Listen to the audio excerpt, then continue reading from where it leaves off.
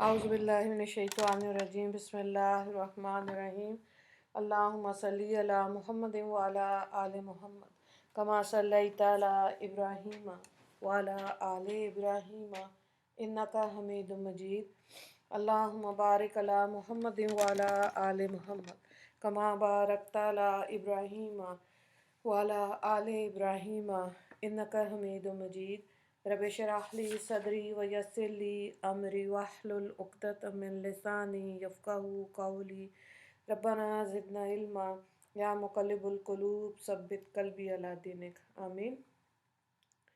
सूरह नूर हम कर रहे हैं और इसका रुकू नंबर 7 हम आज करेंगे और पारा नंबर 18 है। आयत नंबर 51 से देखें।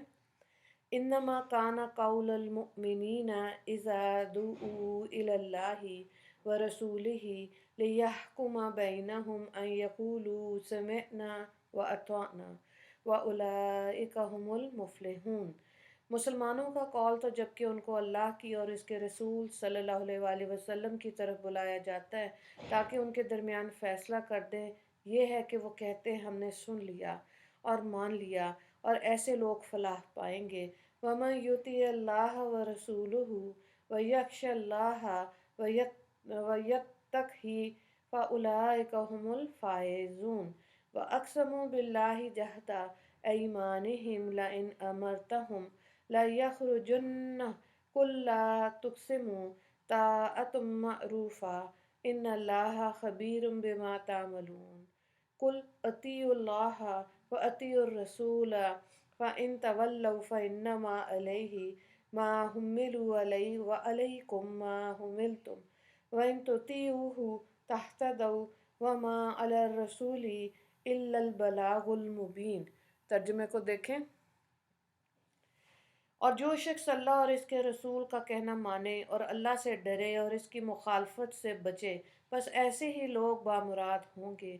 और वो लोग बड़ा ज़ोर लगा कर कस्में खाया करते हैं कि वल्लाह हम ऐसे फर्मा बरदार हैं कि अगर आप इनको यानी हमको हुक्म दें तो वो भी निकल खड़े हों, और आप उनसे कह दीजिए कि बस कस्में ना खाओ, तुम्हारी फर्माबरदारी की हकीकत मालूम है, क्योंकि अल्लाह ताला तुम्हारे अमाल की पूरी खबर रखता है।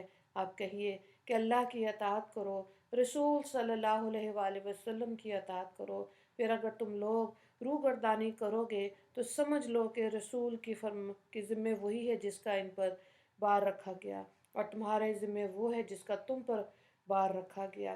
और अगर तुमने उनकी अताअत कर ली तो राह पर जा लगोगे, और रसूल सल्लल्लाहु अलैहि वसल्लम के ज़िम्मे सिर्फ साफ साफ तौर पर पहुंचा देना ही है।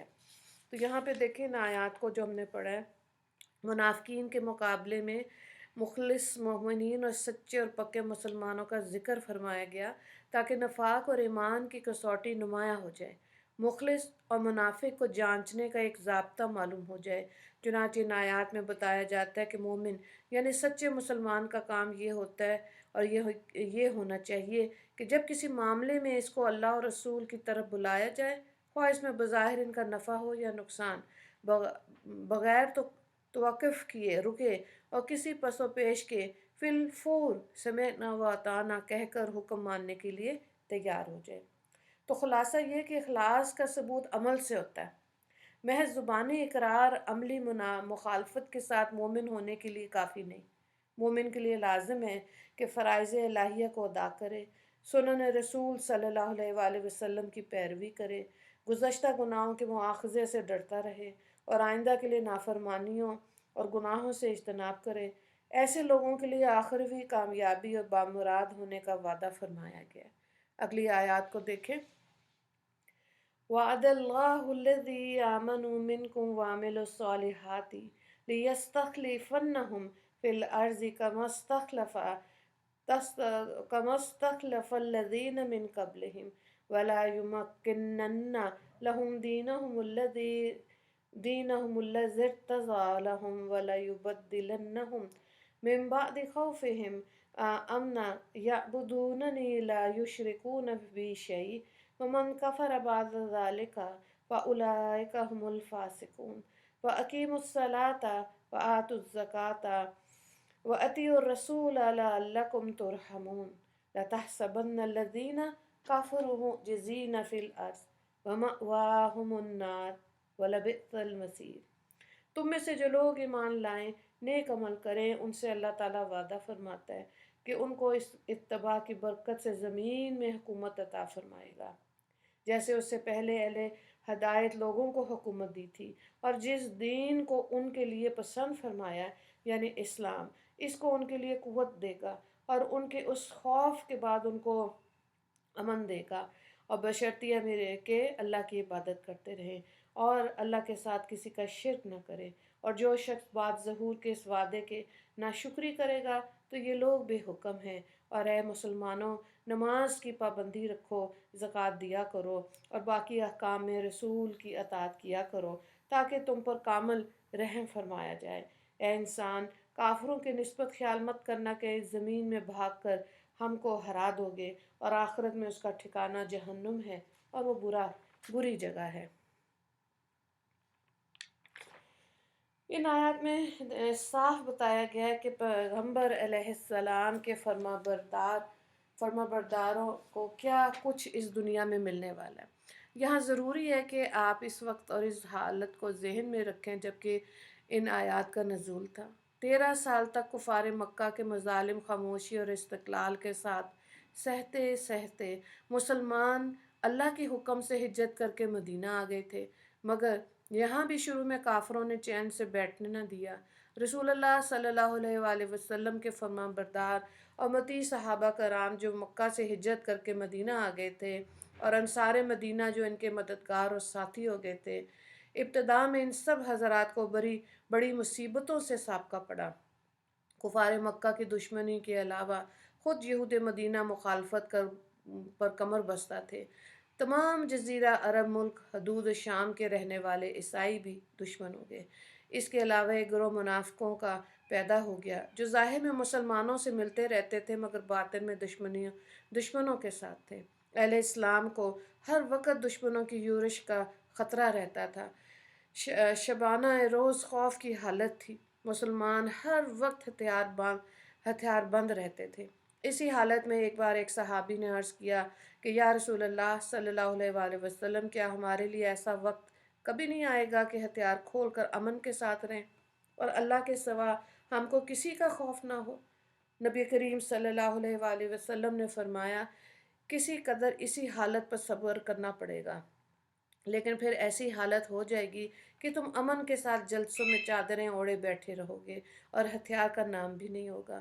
اس وقت میں ان آیات کا نزول ہوا جن میں ایک عظیم الشان پیشن گوئی فرمائی گئی اور صحابہ کرام کو بشارت سنائی گئی کہ آج یہ مخالفین سے لرزاں ترساں ہیں، لیکن عنقریب ان کو زمین کی حکومت اور سلطنت دی جائے گی۔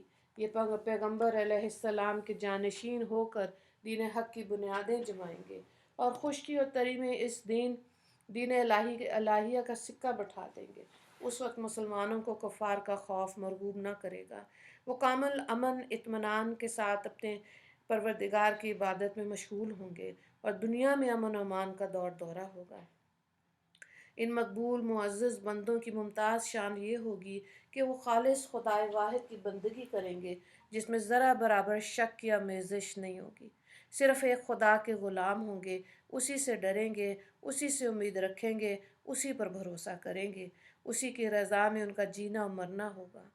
کسی دوسری ہستی کا خوف اور ہراس ان کے پاس نہیں بھٹکے گا، نہ کسی دوسرے کی خوشی ناخوشی کی پرواہ کریں گے۔ الحمدللہ کہ حق تعالیٰ کا یہ وعدہ رسول اللہ صلی اللہ علیہ وآلہ وسلم کے چاروں خلفائے راشدین رضی اللہ تعالیٰ عنہم نے کے ہاتھوں پورا ہوا، اور دنیا نے اس عظیم الشان پیشن گوئی کی ایک ایک حرف کا مصادق اپنی آنکھوں سے دیکھ لیا۔ مکہ، خیبر، بحرین، جزیرہ عرب، یمن تو خود آپ صلی اللہ علیہ وآلہ وسلم کی موجودگی میں فتح ہو گیا تھا۔ پھر جب آپ کی خلافت حضرت ابوبکر صدیق رضی اللہ تعالیٰ عنہ نے سنبھالی تو جزیرہ نما عرب کی حکومت کو مضبوط اور مستقل بنایا۔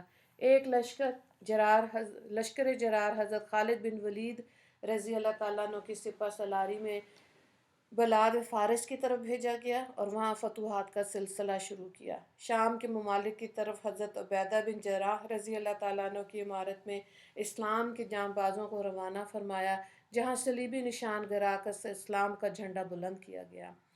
پھر مصر کی طرف مجاہدین کا ایک لشکر حضرت عمر بن عاص رضی اللہ تعالیٰ عنہ کی سرداری میں روانہ فرمایا۔ پھر حضرت ابوبکر صدیق رضی اللہ تعالیٰ عنہ کے بعد حضرت عمر رضی اللہ تعالیٰ عنہ کی خلافت کا دور آیا، تو تمام ملک شام، پورا علاقہ مصر اور اکثر ملک فارس کا آپ کی خلافت کے زمانے میں فتح ہوا۔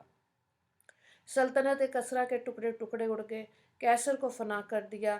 ان سلطنت کی صدیوں کی دولت اور جمع کیے ہوئے بے شمار خزانہ بندگان خدا پہ خرچ کیے گئے۔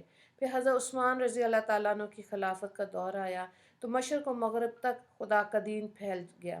مجاہدین کی تلواریں اللہ کے دین کو دنیا کے گوشے گوشے چپے چپے میں پہنچا دیتی۔ اندلس، قبرص، یہاں تک کہ چین تک آپ کے زمانے میں فتح ہوئے۔ دوسری طرف مدائن، عراق، خراساں سب فتح ہو گئے۔ سلطنت خاقان خاک میں مل گئی۔ عالم میں سب سے بڑا اقتدار اہل اسلام کا ہو گیا، اور نبی کریم صلی اللہ علیہ وآلہ وسلم کے بعد 30 سال بہت ہی قوت اور شوکت کے رہے۔ غرض کہ اللہ تعالیٰ نے جو وعدہ عنایات میں فرمایا تھا کہ دنیا کی سلطنت اور حکومت ان کو عطا فرمائے گا، وہ صحابہ کرام رضی اللہ تعالیٰ عنہم کے حق میں پورا ہوا۔ پھر حکومت عطا کرنے کا منشا بھی ظاہر فرما دیا کہ دنیاوی سلطنت دینے کا اصل منشا دین کو بلند اور مستحکم کرنا ہے، نہ کہ محض دنیا طلبی۔ یہی سبب ہے کہ جب مسلمانوں نے بھی حکومت اور سلطنت کی اصل غرض کو فراموش کیا، سلطنت کو صرف ظاہری برتری اور نام و نمود کا ذریعہ بنا لیا اور دین کی حمایت اور اشاعت کو پس پش ڈال دیا، تو اللہ نے ان سے ظاہری شوکت اور جلال بھی چھین لیا۔ یہاں پر یہ آپ کا رکوع نمبر 7 مکمل ہو گیا ہے۔ اس رکوع میں کوئی سوال نہیں ہے، دعا کر لیتے ہیں۔ یا اللہ ہم کو اسلام اور ایمان کے زبانی اقرار کے ساتھ دل سے بھی شریعت الہیہ کا مطیع و فرمانبردار بنا کر زندہ رکھیے۔ قرآنی احکام و شرعی قوانین کے آگے ہماری گردنیں ہمیشہ جھکی رہیں۔ اللہ تعالیٰ شریعت مطہرہ کی مخالفت سے علماً اور عملاً ہم سب کو محفوظ رکھے، اور ظاہر میں باطن میں دل و جان سے کامل اتباع شریعت الہی نصیب فرما دیجیے۔ یا اللہ منافقین کا گروہ ابتدا ہی سے اہل اسلام میں گھسا ہوا ہے اور طرح طرح کی فتنہ پردازیاں کرتا ہے۔ یا اللہ اس ملک میں بھی منافقین کی خصلتوں کے حامل لوگ موجود ہیں، اور جو اس ملک میں اسلامی نظام کے نفاذ سے مشکل پیدا کرتے ہیں، ان سے محفوظ فرما۔ یا اللہ ایسے لوگوں کے شر سے اس ملک کو، اہل اسلام کو بچا لیجئے۔ اگر ان مفسدوں کے لیے ہدایت مقدر ہے تو ان کو اسلام کا سچا پیروکار بنا، ورنہ ان کے وجود سے اہل اسلام کو پاک فرما دیجئے۔ وآخر دعوانا ان الحمد للہ رب العالمین۔ اللہم اغفر للمسلمین والمسلمات والمؤمنین والمؤمنات۔ السلام علیکم ورحمۃ اللہ وبرکاتہ۔